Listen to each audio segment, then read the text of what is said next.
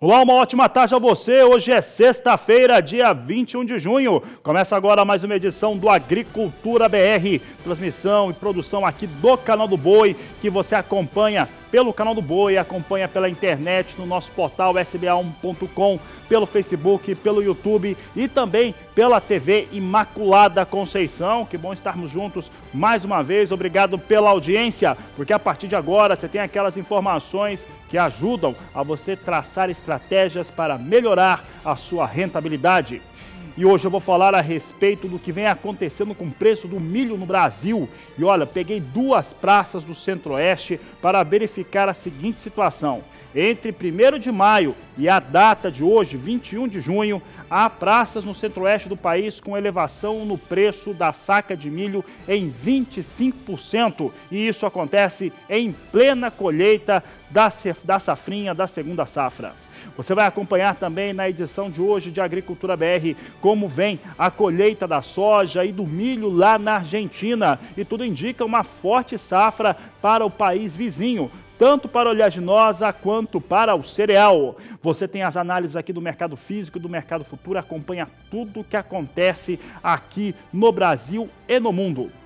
E eu começo o programa falando a respeito de um programa de incentivos, vários programas de incentivos nos Estados Unidos que levam a crer que o governo norte-americano não quer que o produtor rural deixe de ocupar as suas áreas com cultivo. O que ele quer é que se mantenham os cultivos nas áreas lá nos Estados Unidos, mesmo com essa condição que tem de clima bastante chuvosa. Por que eu falo da condição bastante chuvosa? Por lá há um atraso veemente, o milho já fugiu totalmente da chamada janela ideal de cultivo. A soja também vai se encaminhando para a mesma situação. Há muito atraso e as chuvas acumuladas que se espera até o final desse mês de junho são grandes e são elevadas. E isso deve garantir ainda uma situação ainda de maior atraso para os norte-americanos. Pensando isso, temos aí algumas decisões que foram tomadas pelo Departamento de Agricultura dos Estados Unidos, e aí você lê governo federal norte-americano. O que eles vão fazer? Primeiro, aquele chamado seguro, uma espécie de seguro rural que os produtores norte-americanos têm, o Prevent Plant, que só pode ser utilizado para cultivos que vão ocupar as áreas aí já de inverno a partir do dia 1º de novembro, foram antecipadas para o dia 1º de setembro. E os norte-americanos, eles não podem naturalmente fazer isso. Vão poder fazer apenas neste ano, porque já se percebe e se assume que vai ter área que era destinada a milho e que era destinada a soja que não vai ser cultivada. Então, eles vão poder fazer esse cultivo e ter esse seguro rural. Por que isso é importante para aqueles produtores? Porque eles garantem uma forma de ter renda nessas áreas, mesmo não tendo um resultado de produção que seja adequado. Eu vou somar essa decisão a um outro fator. O outro fator é ligado aos 16 bilhões de dólares que foram anunciados pelo governo dos Estados Unidos no último dia 23 de maio. Eu lembro que no último dia 23 de maio foi anunciado esse pacote que visa basicamente trazer uma compensação ao produtor norte-americano pelos problemas gerados para o comércio em relação à China. Como não tem mais comercialização de soja, principalmente, os norte-americanos foram muito prejudicados. Com isso, lá, se pensando numa média, cada bushel de soja sobe cerca de $2. Então, é mais uma forma de se ter compensação para esses produtores. Para encerrar e trazer essa ideia, o que o governo norte-americano está fazendo? Mantendo os seus produtores rurais cobertos de alguma maneira por conta de situações naturais, que é o clima que prejudicou os produtores, e também as condições políticas que foram causadas pelo próprio governo dos Estados Unidos ao romperem os seus tratados comerciais com os chineses, que são os maiores importadores do mundo.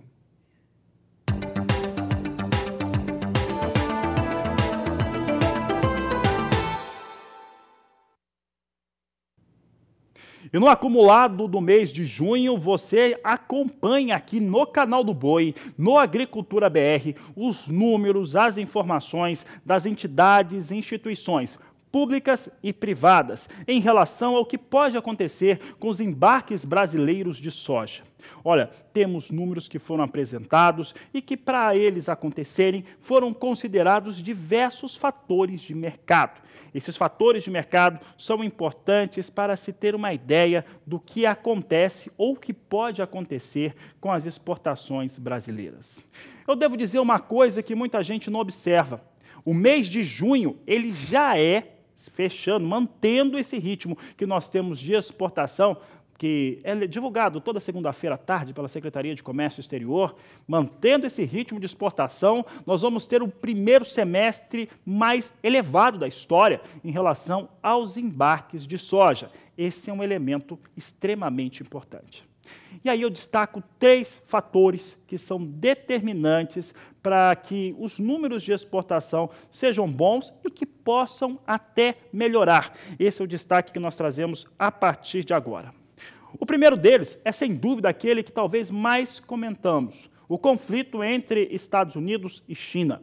Esse conflito, que já tem mais de um ano, ele trouxe a demanda de soja chinesa para o colo dos exportadores do Brasil.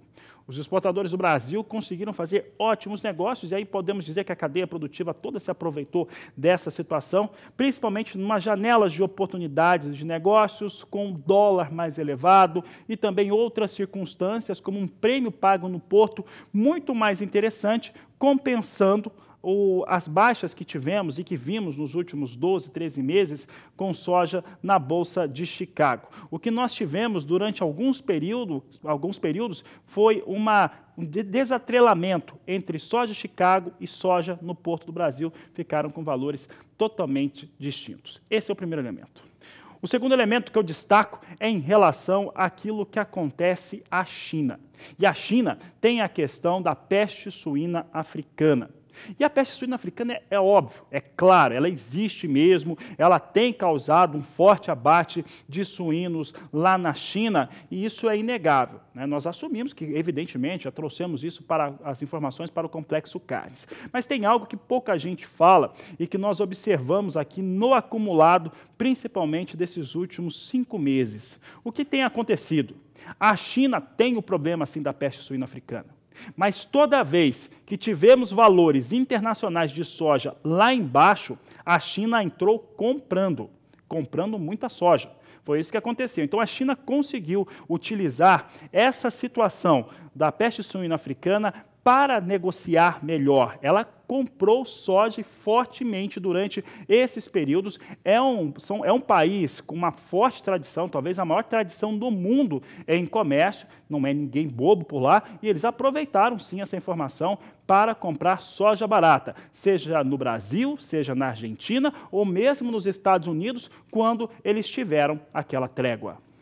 O terceiro fator, que não é tão ligado ao Brasil, ao comércio internacional, acaba também trazendo alguma influência, pelo menos aqui na visão nossa do Agricultura BR. Eu falo sobre os atrasos nos cultivos nos Estados Unidos, que não devem conseguir ter um bom desempenho com essas lavouras, tanto de soja quanto de milho. Mas especificamente de soja, isso deve ficar muito marcante. E impacta não apenas a campanha 2019-2020, mas também, de certo modo, 2018-2019, porque alguns importadores internacionais podem tentar fazer aí uma armazenagem maior e, com isso, entrar comprando já nessa campanha e não esperar a próxima. E agora, tendo dito isso, os 3 elementos que impactam essas exportações, eu trago os números agora que foram apresentados nesse mês de junho e que você acompanhou aqui no canal do Boi. Veja só que eu trago aqui 4 fontes diferentes e são as exportações, as previsões de exportações para a soja no Brasil. No dia 11 de junho, a Conab trouxe uma previsão de 68 milhões de toneladas a serem embarcadas pelo país. Também no dia 11 de junho, a Associação Brasileira da Indústria de Óleos Vegetais divulgou 68 milhões e 100 mil toneladas de soja a serem exportadas. Nesta última segunda-feira, durante a noite, a Agroconsult divulgou uma previsão maior do que aquela que ela vinha esperando. Até o mês passado, a Agroconsult afirmava serem 67 milhões de toneladas. A Agroconsult estima agora 70 milhões e 500 mil toneladas de soja a serem embarcadas. Um número mais forte mesmo para as exportações brasileiras na campanha 18-19 é do Departamento de Agricultura norte-americano, e o USDA. Você vê lá um número bem acelerado, 78 milhões e 500 mil toneladas. O Departamento de Agricultura norte-americano segue apostando numa exportação absolutamente forte no Brasil, ficando abaixo apenas da campanha 2017-2018. Eu conversei com alguns analistas e também corretores, e eles acreditam que possa sim haver uma correção em alguns dos órgãos, principalmente na Conab, caso o primeiro semestre do ano se confirme com esse forte embarque que deve ficar superior, inclusive, ao do último ano.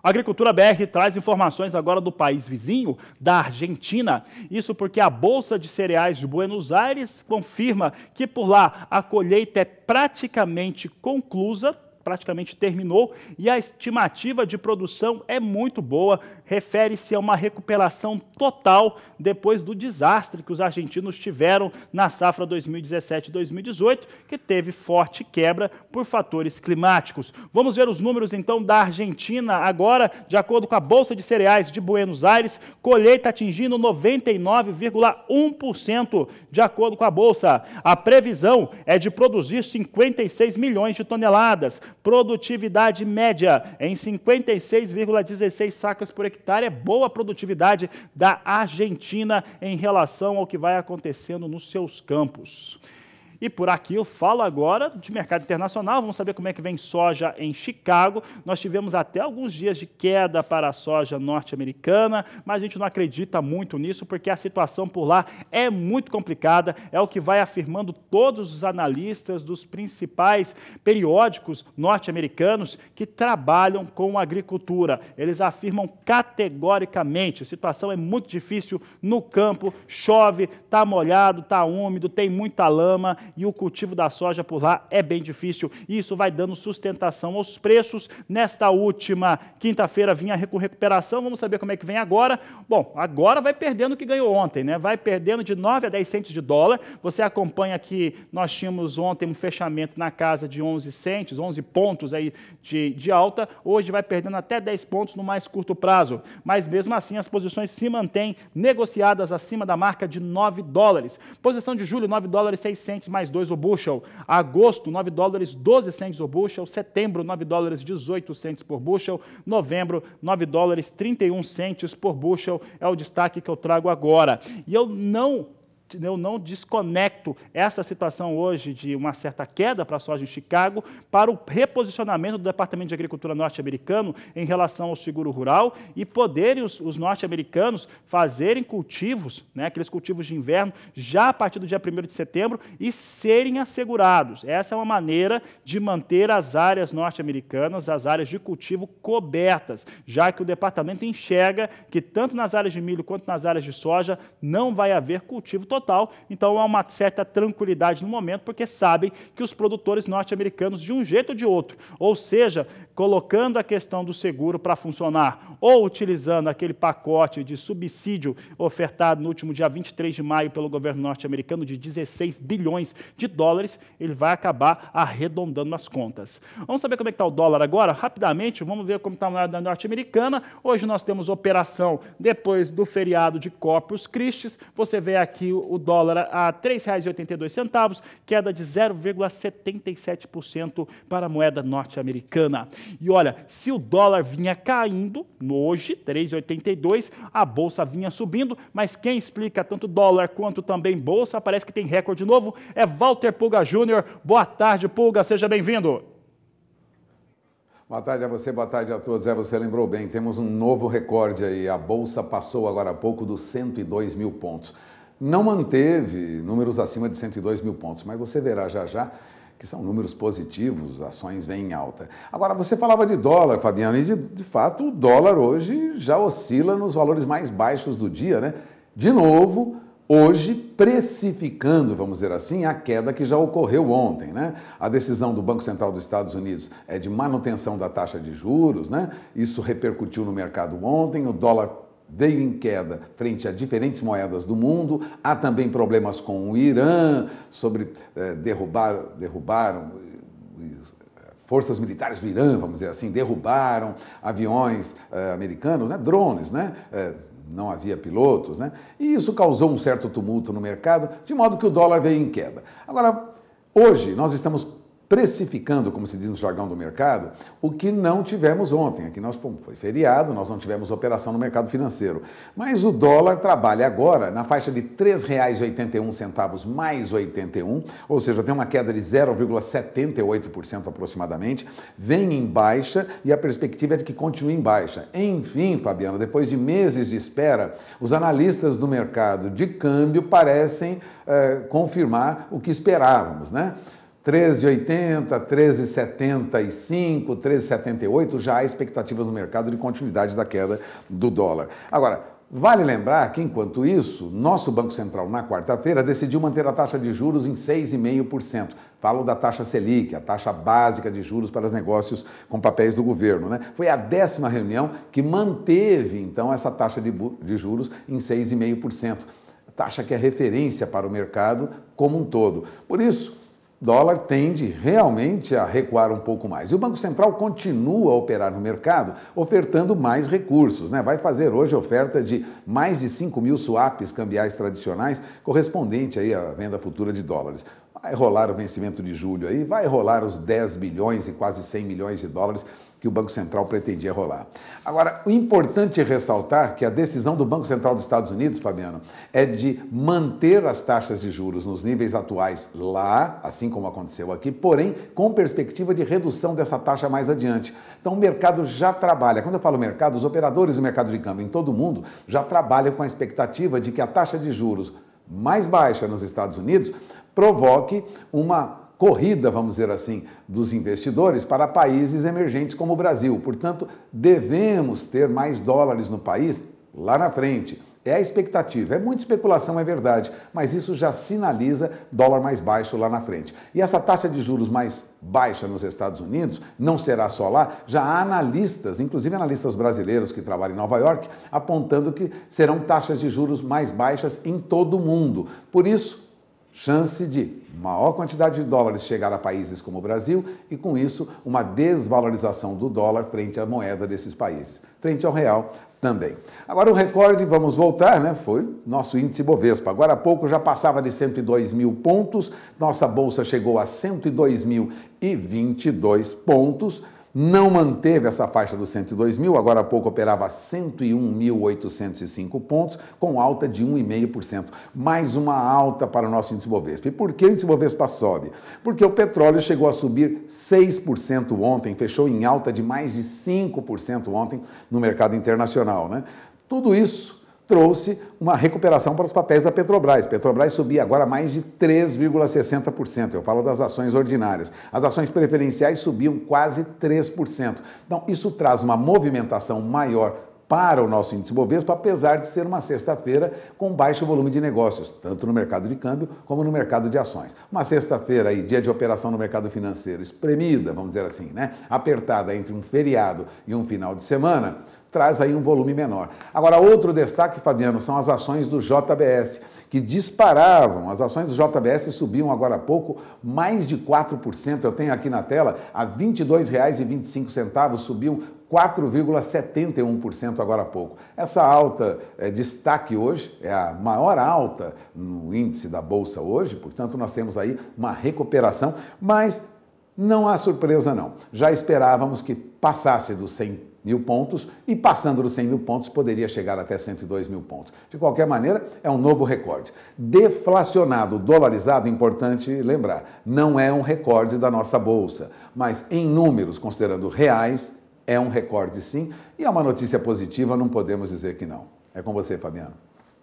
Tá certo, Walter Pulga. Daqui a pouco, Pulga, eu vou falar com você sobre milho. Olha só, Pulga, já tem mercado aqui no Brasil, estado, município, que está com 25% de alta no milho em 50 dias, em plena colheita da segunda safra. Daqui a pouco a gente vai bater um papo sobre isso aqui no Agricultura BR, porque antes nós vamos destacar o que vem acontecendo para o mercado agora nos portos brasileiros. Tivemos feriado nesta última quinta-feira, sem operação, mas temos referências. Vamos saber como é que vem as posições negociadas, a apuração da Grânus Corretora. Nós temos valores a R$ 82,00 a saca de 60 quilos nesta sexta-feira, dia 21 de junho, tanto para o Porto de Santos quanto também para o Porto de Paranaguá. Destaque aqui do Agricultura BR.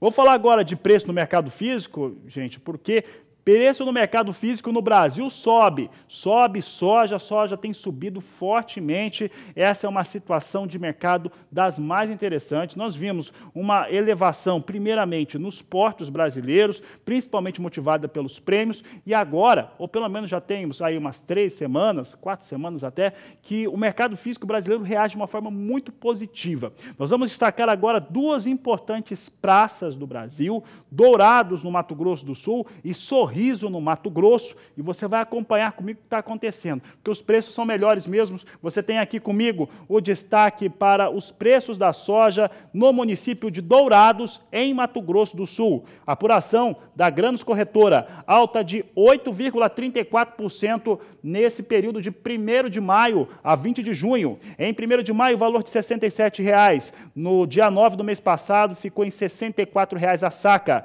No dia 16 de maio, R$ 67,50. Começa o mês de junho já a R$ 70,00 a saca, preço mantido no último dia 13 e no dia 20 de junho, né, trazendo do dia 20 para esse dia 21, R$ 73,00 a saca de 60 quilos. É o destaque que eu trago para o município de Dourados, em Mato Grosso do Sul. Os valores do dia 20 de junho, evidentemente, são referência do dia 19, já que esse dia 20 foi feriado de Corpus Christi, e você acompanha todas as informações por aqui. Temos alta de mais de 8% em Dourados, no Mato Grosso do Sul, e de quase 8% em Sorriso, no Mato Grosso. Acompanhe comigo, porque por lá o preço sobe também. Veja só que os preços, de acordo com o Instituto Mato Grossense de Economia Agropecuária, o IMEA, a alta é de 7,9%. No dia 1º de maio, o valor era de R$ 60,80 a saca. No dia 9, R$ 59,00. 16, R$ 62,30. No dia 3 de junho, começou mais uma vez em alta, R$ 64,50. Cedeu um pouco no dia 13, a R$ 63,60. No dia 20, ou 19, vindo para R$ 65,00 a saca de 60 quilos. Portanto, alta em importantes praças produtoras do Brasil, são praças de referência. E olha, ainda hoje eu mostro um estudo parecido, só que para o milho, e a alta do milho em algumas praças brasileiras passa ou chega a 25% em pleno período de colheita. E já que eu estou dizendo isso, e eu vou para o intervalo, você já sabe que eu vou para o intervalo comercial, eu vou convidar você a participar do programa. Participe mandando foto, vídeo da sua produção, manda mensagem, pode fazer pergunta, o WhatsApp está na tela, é o 67996562266. Mas eu vou pedir agora uma coisa especial, principalmente para os pecuaristas ou para quem demanda milho. Como é que está essa aquisição? Estou querendo saber, estou aqui esperando sua mensagem, eu estou querendo saber como é que está a sua aquisição de milho, uma vez que tinha uma perspectiva inicial de ter preços melhores com a entrada da safra nova, e não é o que vem acontecendo, né? O mercado está muito comprador, as exportações estão altas e o preço do milho sobe em todo o país. Daqui a pouco eu falo de milho e a gente fala um pouco mais a respeito do que vem acontecendo com os preços. Eu volto já. E a partir de agora você acompanha no Agricultura BR, aqui pelo canal do Boi, as informações do mercado do milho.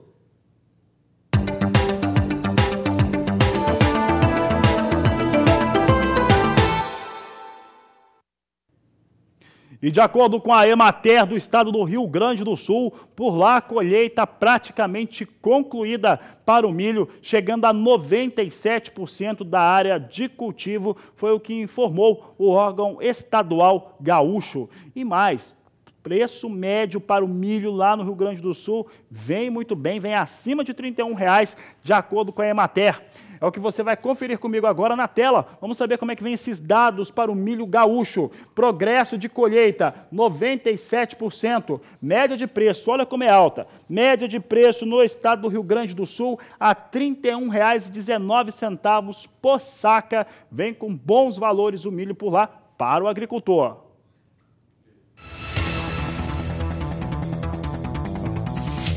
Vou com o seu Luiz.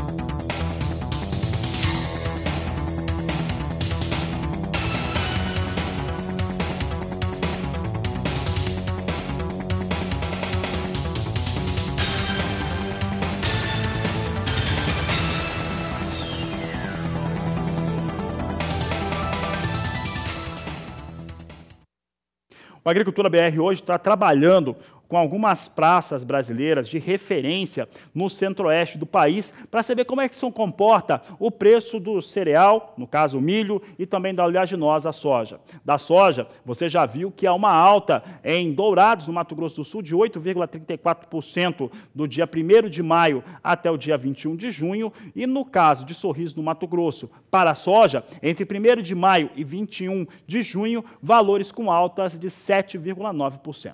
Agora eu vou destacar o milho, porque o milho que, pela lógica de você ter mais disposição de produto no mercado, com o andamento da colheita, deveria ter uma cedência nos preços. O milho, nesse acumulado de período, ele vem acumulando altas. No caso do município de Sorriso, em Mato Grosso, a alta fica em 0,56%, de acordo com o IMEA, é o que você acompanha comigo agora na tela. Vamos ver aqui os números para o milho, preço médio em Sorriso, 0,56% de alta. No dia 1º de maio, o valor de R$ 21,70. No dia 9, R$ 21,95. Dia 16, caía para R$ 21,40. Entrou o mês de junho com recuperação, ficando em R$ 21,50. 13 de junho caía para R$ 21,20 e nesse último dia 19, a referência para o dia 20, R$ 22,95, quase R$ 23,00, mostrando então uma alta de 0,56% para o período. Mato Grosso vem em plena colheita, a situação é de colheita por lá e tem mais produto no mercado, o que mostra uma situação atípica, porque a demanda é muito alta, tanto para o mercado interno brasileiro quanto para o externo, por conta das questões ligadas aos Estados Unidos, que não devem ter muita situação para fornecer e manter as suas exportações elevadas, como tradicionalmente são. Vamos ver agora o município de Dourados. De acordo com a apuração e os números apresentados pela Grãos Corretora, a alta em Dourados, para esse período de 1º de maio até 20 de junho, chega a 25% de alta no Mato Grosso do Sul. Vamos ver os números então aqui. Nós temos milho em Dourados. Você tem aqui no dia 1º de maio, R$ 24,00 a saca, valor mantido no dia 9. No dia 16, subiu para R$ 25,50. No dia 3 de junho, já entrou o mês a R$ 30,00 a saca. No dia 13, recuou um pouco para R$ 28,00 por saca de 60 quilos. E nesse dia 19, a referência sai para o dia 20, R$ 30,00 a saca de 60 quilos. A alta em Dourados muito forte, bastante expressiva, 25% Dourados, Mato Grosso do Sul, considerado ali um município de referência, Ela tem vários municípios em volta, chamando a Grandes Dourados, trazendo aí valores a R$ 30,00 a saca. E só para você lembrar, nós temos valores aí no Rio Grande do Sul, por exemplo, preço médio a R$ 31,18. Você viu em Dourados, que é uma região produtora, R$ 30,00 a saca de 60 quilos. No estado do Mato Grosso, na referência aqui de Sorriso, valores com R$ 22,95, também apresentando alta, obedecendo, claro, a lógica e a realidade de cada região produtora. E é sobre esse assunto agora, de certo modo, que eu falo com Walter Pulga Júnior em relação a milho, a produção de etanol, porque todas essas circunstâncias que eu estou mostrando aqui, seja Estados Unidos com dificuldade de manter as suas exportações, mercado internacional demandando milho brasileiro e também o etanol, a produção aqui no país, eleva a demanda e milho sobe, Walter Pulga Júnior. A perspectiva é positiva para quem trabalha com milho, a julgar pelo crescimento previsto para a produção de etanol de milho no Brasil. Veja, diante da expansão da produção de milho no Brasil nos últimos anos e das áreas aí em que a safrinha ainda pode se expandir, o Brasil tem potencial, Fabiano, de produzir até 15 bilhões de litros de etanol por ano. Quem afirmou isso? Antônio Porcino, ele é chefe-geral da Embrapa Milho e Sorgo. Ele participou de um debate recentemente sobre etanol em São Paulo. Aqui no Brasil, os números apontam, que o consumo de etanol de milho ainda é pequeno. Nós produzimos recentemente, agora entre 2018 e 2019, 790 mil litros de etanol, de milho. Mas já sabemos que há perspectiva de que essa produção cresça para 3, 4 e rapidamente até 6 bilhões de litros. Mas há possibilidade de que possamos produzir até 15 bilhões de litros de etanol. Isso é mercado para milho, notadamente no Centro-Oeste. Agora, segundo Antônio Porcino, esse potencial de aumento da oferta de etanol de milho vai ser incentivado a partir do ano que vem pelo programa RenovaBio, que começa, é uma política cujas metas vão entrar em vigor agora no ano que vem, e pelo avanço do biocombustível também em outros países. A maior expectativa, Fabiano, é com a China. De novo, a China, nosso maior parceiro comercial. Ela vai começar no ano que vem a misturar 10% de etanol na gasolina.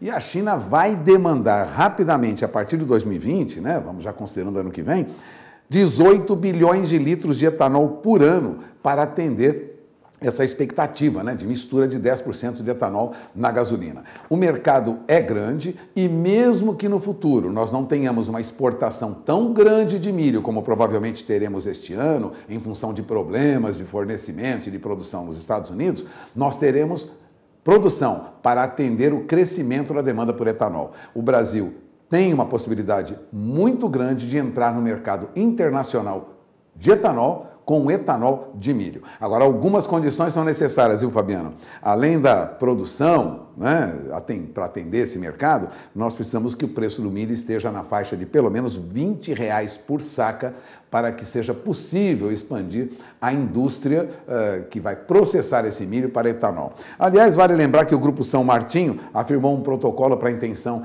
de investir 350 milhões de reais numa usina de etanol ali em Quirinópolis, Atualmente, a São Martinho trabalha com cana na região de Quirinópolis, ali em Goiás, mas já prepara investimentos para produzir etanol de milho também ali em Goiás. A decisão de realizar esse aporte veio agora depois que a empresa encontrou uma tecnologia viável e uma cadeia de milho para abastecer a empresa ali na região, que vai garantir, lógico, uma condição competitiva. O que lembrava Fábio Venturelli, ele é presidente da São Martinho e comentou isso com jornalistas do Valor Econômico. A perspectiva para o milho é de que, independente do mercado agora ser uma oportunidade, Fabiano, lá na frente nós teremos utilização para tanto milho que estamos produzindo, a produção está aumentando muito. Portanto, os preços devem continuar melhores nos próximos anos. É com você. Tá certo, Walter Puga, obrigado pela participação. Cenários muito positivos para o produtor de milho aqui no Brasil. Tem uma produção mais elevada e está vendo, mesmo com essa expectativa entre 97 milhões de toneladas até 103 milhões de toneladas de produção do cereal no Brasil, vendo preços elevados. Demanda é realmente muito alta. Falo de milho agora, só que lá na Argentina, e de acordo com a Bolsa de Cereais de Buenos Aires, 44,2% da área que foi cultivada com milho, cerca de 6 milhões de hectares, já teve processo de colheita. Vamos saber como é que vem então os números para a Argentina em relação à sua produção. Números da Bolsa de Cereais de Buenos Aires foram concluídos 44,2% de 6 milhões de hectares. A estimativa de produção é de 48 milhões de toneladas. Produtividade na Argentina é boa, é alta, vem 154,4 sacas por hectare, de acordo com a Bolsa de Cereais de Buenos Aires, que divulgou os números. Você acompanha tudo o que acontece no mercado internacional e nacional agrícola aqui no Canal do Boi, aqui no Agricultura BR. E olha, já que eu estou falando de Canal do Boi, vamos falar de oportunidades, porque você sabe que aqui é um canal de negócios, é aquele que te oferece as melhores condições, seja na informação jornalística, técnica ou a informação de negócios para você realizá-lo da melhor maneira possível. E eu vou falar agora a respeito de uma grande oportunidade, seja para produtores rurais ou para investidores. É um leilão judicial que você vai poder fazer seus negócios em primeira praça até o próximo dia 27 de junho. Trata-se de uma instalação do setor sucroenergético no estado do Espírito Santo. Quer saber mais? Acompanhe agora na reportagem de Valdir Pacheco.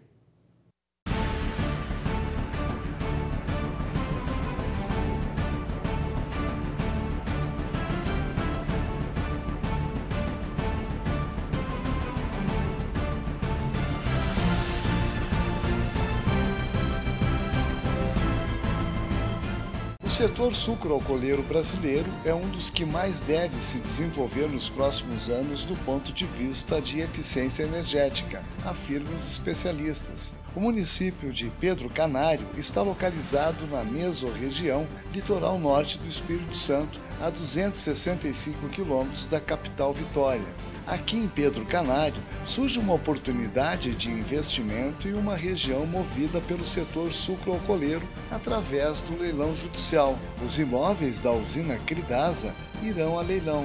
São mais de 1.112 hectares de terras avaliados em R$19.428.000 e mais 4 imóveis urbanos localizados no distrito de Cristal do Norte, no município de Pedro Canário. São mais de 50 mil metros quadrados de terreno. A área construída totaliza 5.888 metros quadrados. Destaca-se o imóvel com 48.400 metros quadrados, com 60 unidades residenciais, padrão popular de 90 metros quadrados cada. Os imóveis foram avaliados em R$3.814.000. A primeira praça se encerrará no dia 27 de junho, às 14 horas, horário de Brasília. Caso os lances não atinjam o valor da avaliação dos imóveis, ocorrerá uma segunda praça com 30% de desconto, que se encerrará no dia 17 de julho de 2019, às 14 horas.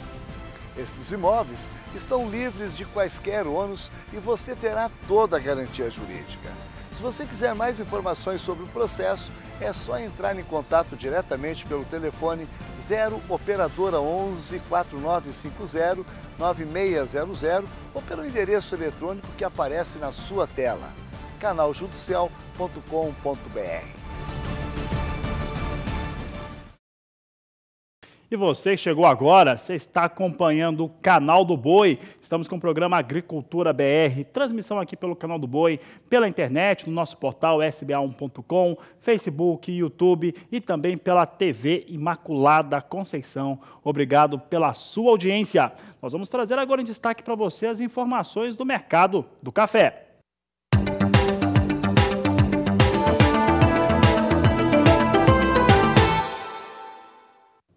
Vamos falar sobre o mercado futuro, tanto para o Arábica na Bolsa de Nova York e o Robusta negociado na Bolsa de Londres. Começo destacando as informações do café Arábica. É o que você acompanha comigo agora, é a plataforma Ice Futures na Bolsa norte-americana. Vamos saber então como é que vem os negócios. Hoje vai perdendo cerca de 1 cento de dólar, um pouco menos que isso, também nas posições um pouco mais longas. Você tem aqui julho a $1 mais 5 a libra-peso, setembro $1 mais 95 por libra-peso, dezembro negócios a $1 4 centes mais 50 por libra-peso e a posição de março $1 8 centes por libra-peso são os destaques que trazemos agora com o café negociado na Bolsa de Nova York.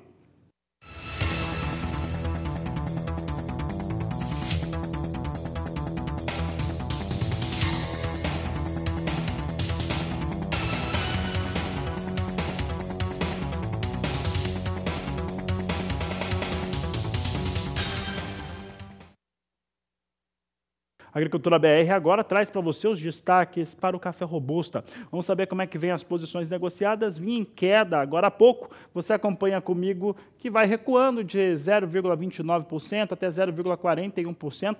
Queda hoje para o mercado internacional do café. A posição de julho negociada a $1.381 a tonelada. Temos aqui também a posição de setembro, $1.412 a tonelada, novembro, $1.441, janeiro, $1.465 a tonelada. São os destaques que trazemos agora para o café Robusta, uma referência importante para os negócios com café Conilon aqui no Brasil.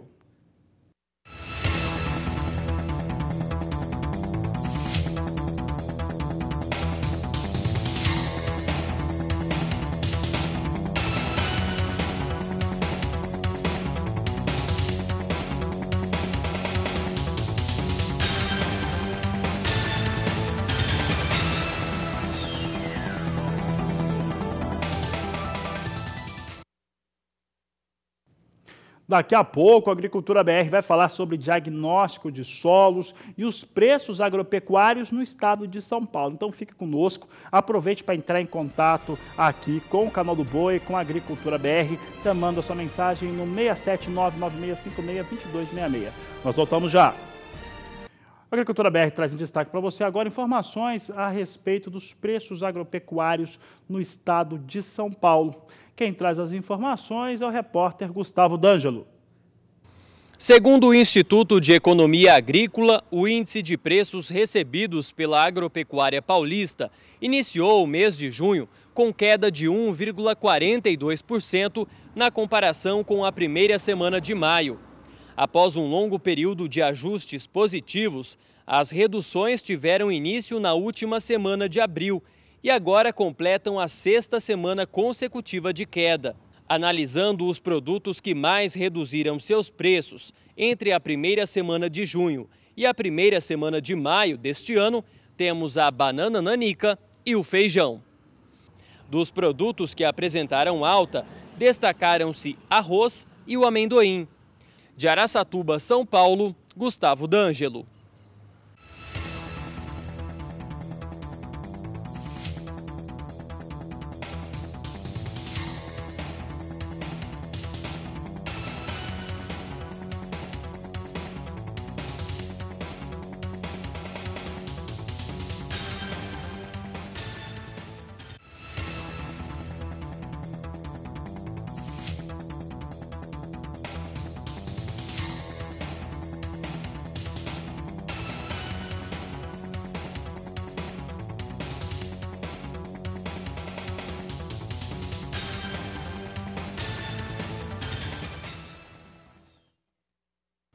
Vamos agora ver um pouco a respeito da influência da qualidade do solo para um melhor resultado nas culturas. Essas culturas podem ser agrícolas, culturas de pastagem. Uma qualidade de solo adequada faz com que os resultados sejam muito melhores. É o que nós vamos ver agora na reportagem de Kylie Rodrigues no quadro Tecnologia e Produção.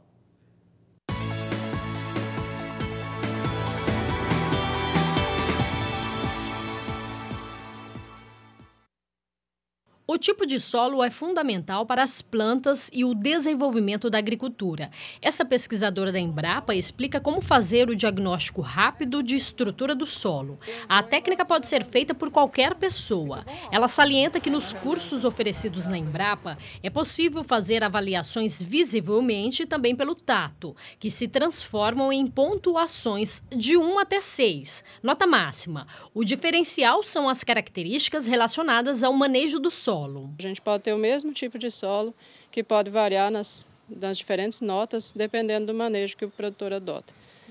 E esse diagnóstico, ele é feito antes de fazer essa semeadura, antes de plantar? Como funciona?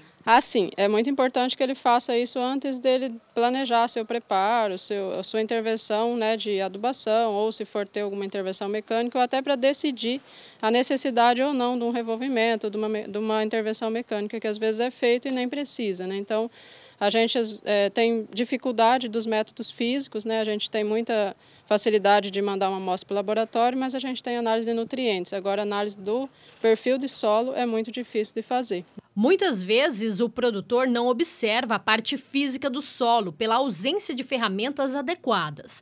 Geralmente cuidam das características químicas, mas a qualidade estrutural leva em consideração elementos físicos, biológicos e químicos. E a estrutura do solo é um dos atributos mais completos para avaliação da qualidade. Nas bandejas foram separados solos de Campo Grande, de Pasto e Integração, uma área com 20 anos de existência. E esse aqui é uma área de experimento também que fica sempre com lavoura. Então a gente percebe que o solo vai ficando os torrões com as faces muito lisas, né? E as raízes muitas vezes têm dificuldade até de penetrar dentro desses torrões. Enquanto que esse solo aqui, que é bem manejado, ele já tem muito mais raízes e ele tem as raízes passando por dentro dos torrões e esses agregados, né, que a gente chama então para um solo bom, são bem mais irregulares, né? Isso que a gente fica observando entre um e outro, e a quantidade de agregados pequenos ou grandes, né? Ou de torrões assim que dão uma nota baixa, por exemplo. Outro solo comentado é o argiloso, da região de Dourados. Com 65% de argila, é mais difícil de manejar. Porém, em um sistema integrado, é possível se tornar adaptado. Atualmente, é o solo com a melhor nota se bem manejado. É um solo muito bom, melhor até que o solo da vegetação nativa que a gente tem lá, né, em questão de agregação, mas por conta do manejo. Então, a gente pode ter o mesmo solo, cuidando dele, a gente vai estar com uma nota muito boa. De Campo Grande, Kylie Rodrigues. A Agricultura BR vai para mais um intervalo comercial. Daqui a pouco você tem informações a respeito das avaliações de importantes instituições sobre o lançamento do Plano Agrícola Pecuário que você acompanhou aqui pelo canal do Boi. Nós vamos para o intervalo e voltamos já. E nesta semana, o Plano Agrícola Pecuário foi lançado pelo governo federal. Você acompanhou a transmissão aqui pelo canal do Boi, com especialistas que opinaram, posicionaram a respeito do lançamento, que, aliás, é extremamente bem avaliado por todo mundo que é envolvido no sistema agroindustrial brasileiro. Você vai ver agora uma reportagem do meu colega Saulo Lopes, que conversou com Bartolomeu Braz, presidente da AproSoja Brasil, e que também traz uma ótima avaliação. Veja. O governo federal destinou apenas para custeio, comercialização e investimentos 222 bilhões de reais. O valor total do Plano Safra é 225 bilhões. E pela primeira vez o governo federal destina 500 milhões de reais para a reforma e construção de casas para pequenos agricultores. É o suficiente para a construção de 10 mil moradias populares. Plano Safra 2019-2020 lançado, mais de 225 bilhões de reais. É hora de procurar o setor importantíssimo. É um modal de exportação que brilha, né? Para a China, para os Estados Unidos, para a Europa, que é a soja. Nós convidamos aqui o Bartolomeu Braz, que é presidente da Associação Brasileira dos Produtores, que veio aqui ao Planalto, ouviu o presidente, ouviu a ministra e sai daqui sorrindo.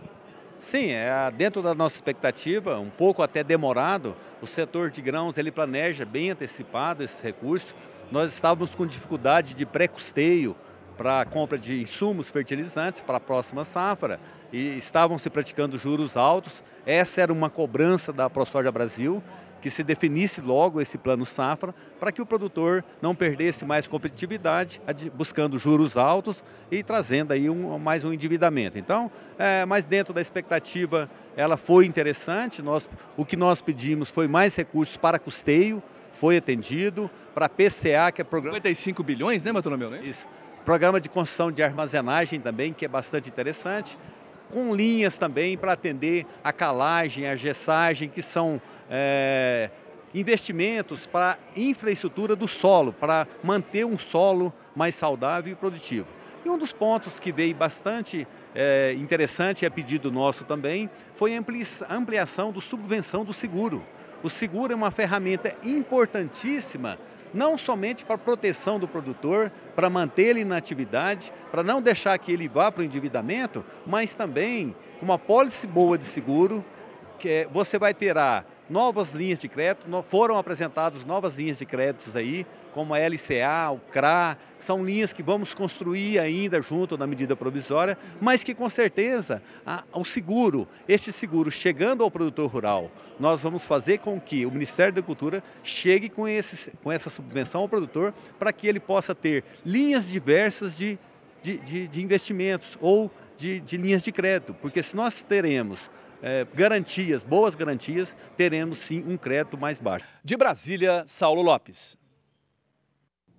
Todos os detalhes e o lançamento do Plano Agrícola Pecuário 2019-2020 você pode rever com os destaques, os comentários, acessando o canal do Boi nas mídias sociais, no YouTube, no Facebook e também no nosso portal sba1.com. Falo agora de soja em Chicago. Soja em Chicago hoje vinha devolvendo parte dos ganhos desta última quinta-feira, vinha com recuo depois da situação do governo norte-americano de ter colocado ali um dispositivo para seguro rural, antecipando o plantio de safra de inverno, a fim de manter cobertas as áreas de produção, incentivo a manter áreas de cobertura, além, claro, dos 16 bilhões de dólares anunciados pelo governo Trump Trump no dia 26 de maio. Vamos saber como é que vem então soja em Chicago. Nós temos soja em Chicago ainda em queda, mas agora uma queda menor, vai perdendo 7 centes de dólar. Posição de julho, 9 dólares 8 centes mais 6 o bushel. Agosto, 9 dólares 14 centes mais 4. Setembro, 9 dólares 20 centes mais 4. Novembro, 9 dólares 33 centes por bushel. E de olho muito no que se espera do Banco Central norte-americano, que manteve suas taxas de juros, mas com viés de recuo para os próximos meses, a fim de manter o crescimento econômico naquele país. Portanto, capital de investimento deve migrar dos Estados Unidos para países emergentes como África do Sul e Brasil, é o que já está acontecendo. Nós temos hoje a B3, o índice da Bolsa, subindo, hoje chegou até 102 mil pontos, recorde nacional, e o dólar caindo. Vamos saber como é que vem o dólar agora. Dólar comercial está na tela, agora R$ 3,82, mais 4, uma queda de 0,67%, é o que nós destacamos aqui no Agricultura BR. E nós vamos para o último intervalo comercial. Daqui a pouco eu vou trazer uma entrevista da minha colega Rosa Cabral, que falou a respeito de como conservar e produzir lá na região do Pantanal. É assunto para logo mais aqui no Agricultura BR. Hoje é sexta-feira e nós vamos abordar agora um tema dos mais interessantes, que é você conseguir conservar e produzir ao mesmo tempo.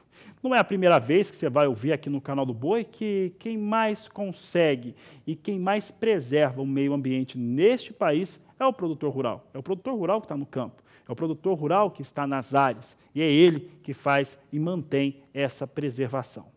Você vai conhecer agora um importante projeto, um trabalho feito através de uma organização não governamental que apoia a conservação e a produção na região do Pantanal, aqui no Brasil. É o que você vai acompanhar agora na entrevista de Rosa Cabral. Oi, gente, tudo bem?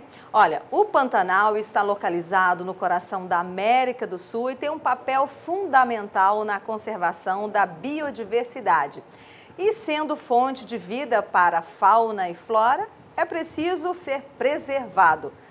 O WWF Brasil, uma organização não governamental, apoia projetos de conservação no Pantanal há pelo menos 16 anos. E comigo está a Flávia Zucala, analista de conservação do WWF Brasil. Legal você estar aqui com a gente, Flávia. Obrigada pelo convite. Agora explica como é que funciona o bioma aí para o mundo saber, né?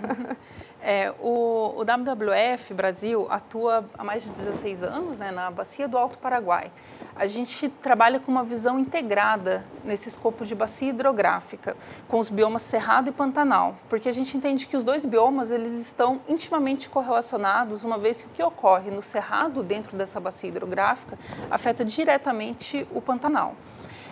A nossa atuação ela se dá em duas esferas de trabalho. Então, um trabalho mais local, mais pontual, mais campo, e um trabalho sempre relacionando com um trabalho mais sistêmico, buscando ter um ganho de escala na nossa atuação.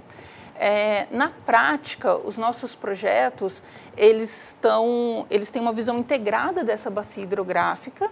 Eles são construídos com uma visão de conservação, principalmente por conta do Pantanal, uma visão trinacional de atuação, e os projetos se dividem em diversas agendas que se correlacionam para a conservação da bacia hidrográfica no todo, né, com os biomas Cerrado e Pantanal.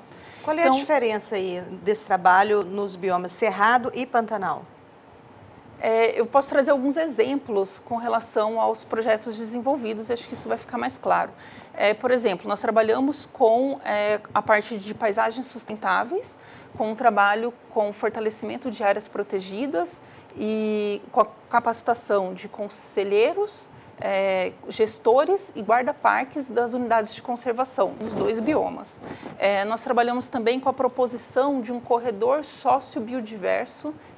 sociobiodiversidade numa esfera mais trinacional, sendo construída essa proposição com mais de 100 parceiros né? Esse é um trabalho que está em desenvolvimento nesse momento.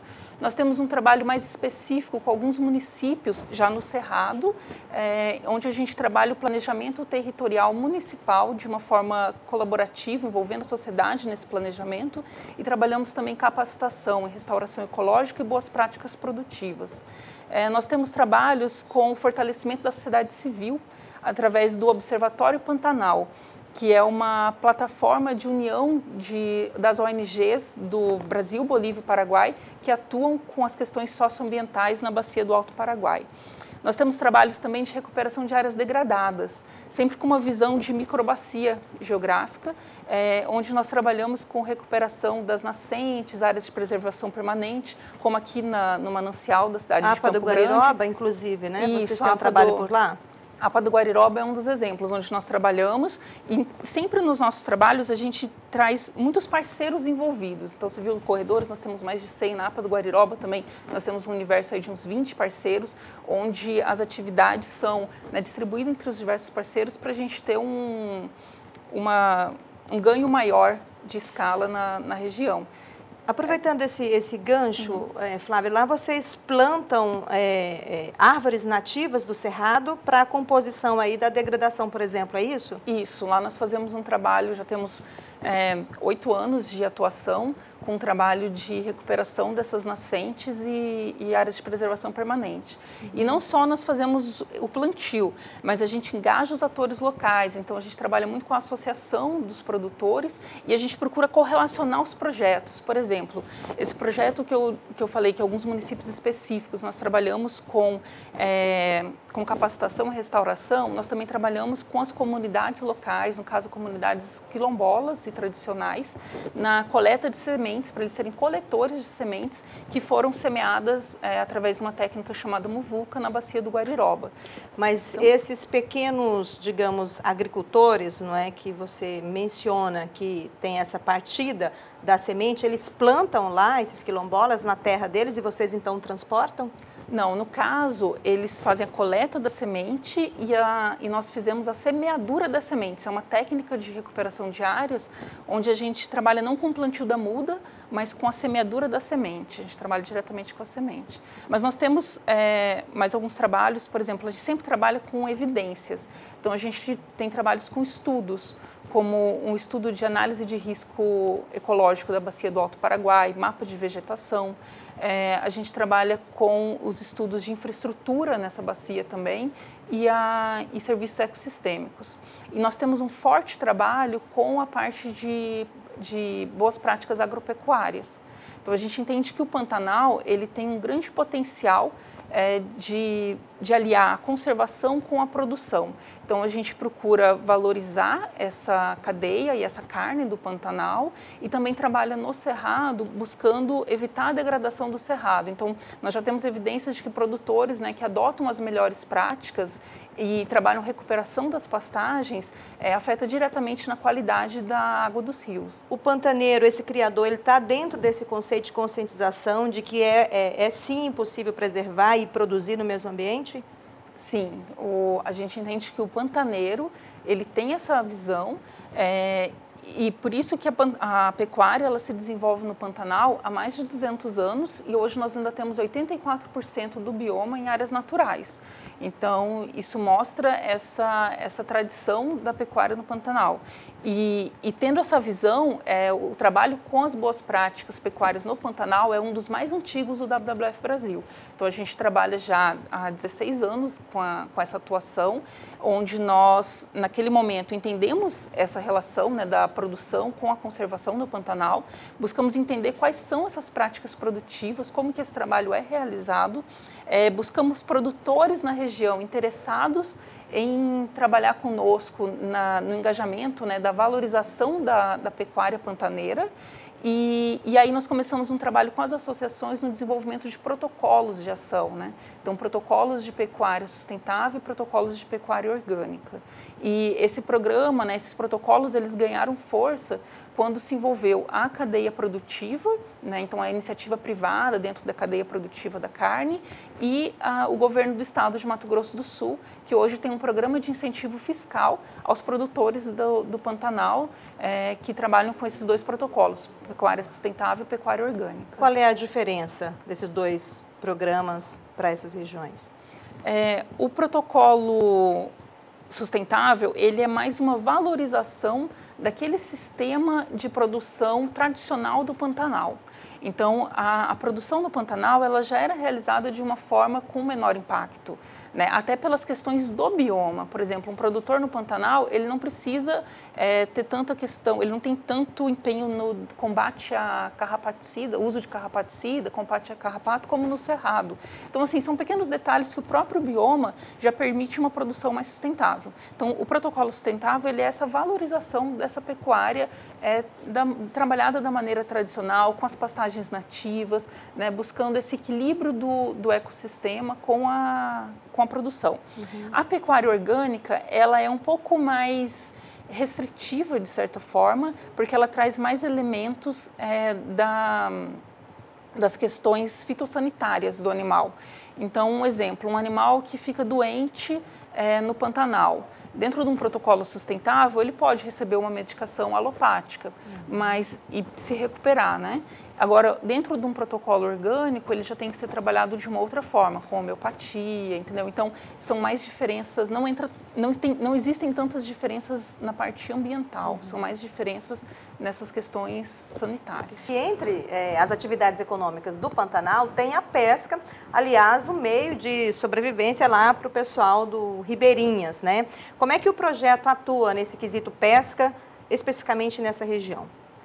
Nós acompanhamos essa agenda, mas nós não temos um projeto específico na questão da pesca. Como é que é esse acompanhamento?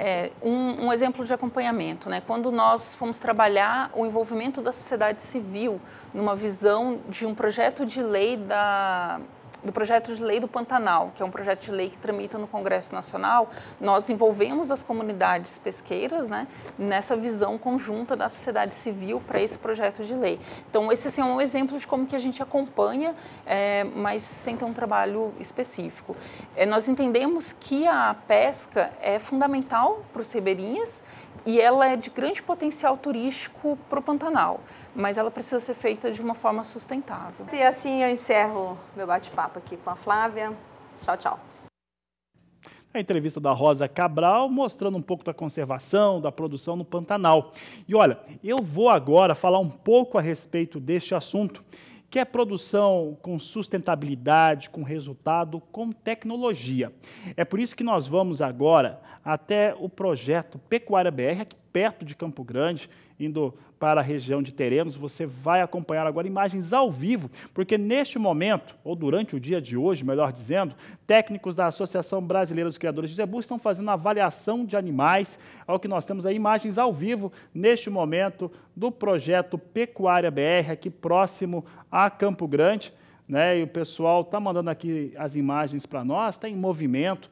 Você vê que são as instalações do projeto Pecuária BR. É um projeto inovador que mexe com a pecuária brasileira de uma maneira determinante, mostrando como que a tecnologia, como se agrega, quando se mostra isso no campo e se coloca de maneira adequada, com acompanhamento certo dos técnicos e dos profissionais, a pecuária é extremamente rentável. Aí nós temos um claro exemplo de pecuária 4.0, a pecuária desenvolvida no Brasil. E são com as belas imagens aí do projeto Pecuária BR que eu encerro essa edição do Agricultura BR. A todos uma ótima tarde, eu volto logo mais às 17h20. A todos um grande abraço e até daqui a pouco.